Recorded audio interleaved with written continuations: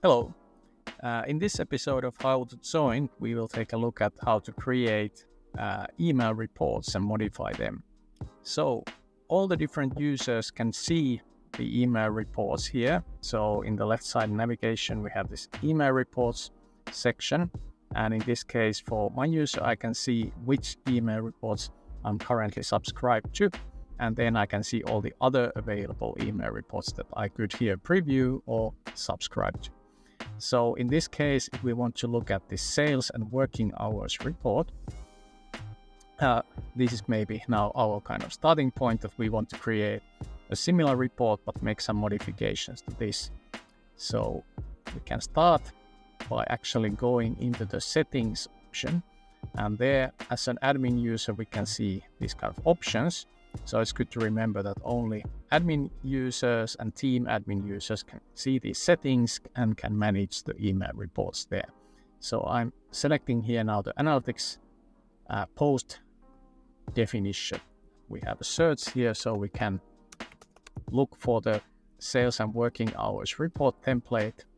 And in this case, instead of editing this directly, we could duplicate this one and create a new version of this. So we could, for example, create a version for Europe sales and working hours.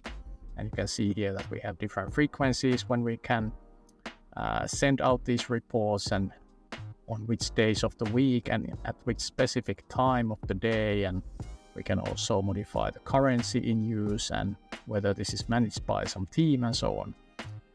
We can also use global filters here or individual email report section level filters. So in this case now I'm adding one global filter. So this area Europe here, so this is now the Europe sales and working hours report. And we can start by adding here maybe some new sections. So we can duplicate existing sections. So instead of just having a metric like sales per working hour, we could choose to show also the actual like a pure sales with tax metric. And this one is now a weekly report. So by default it uses week to date, but we could change this also to some other time selection here. And we can modify what kind of comparisons we want to have here highlighted, so on. So now, for example, we change this so that we highlight the sales against the previous year corresponding period. And then in the other sections, we can, for example, leave these as they are. But as an example here, if I click this add section, you can see the different options. So we have different types of visualization for the data. So metric comparison section, a top section where you can use some grouping, like show sales per store or sales per category and so on. Then this metric extremes, so what is trending up and down for some metric. And then a time series view, where the idea is to look at how the metric has developed over some selected time frame. It's also possible to add report attachment as Excel or report attachments as PDF using some existing company report. So if I click on, for example, report attachment as Excel, it would give me the option now to select from the existing reports saved in the portal. And from the X you can remove these sections.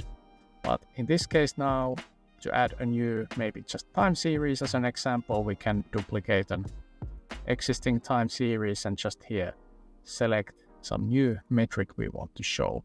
So it could be, for example, average unit sales value. So we want to see how that has been developing now year to date, and we could switch that, for example, to be displayed as a line. And now saving this email report, and then we can also have a preview of this. So the changes visible should be that we have this new global filter sales area Europe applied to everything.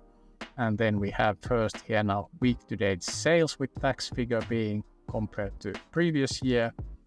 And then otherwise we left these sections as they were. But then in the end, basically we now see that we have also development of average unit sales value now in this case. So that's a very quick look at the email report creation functionality.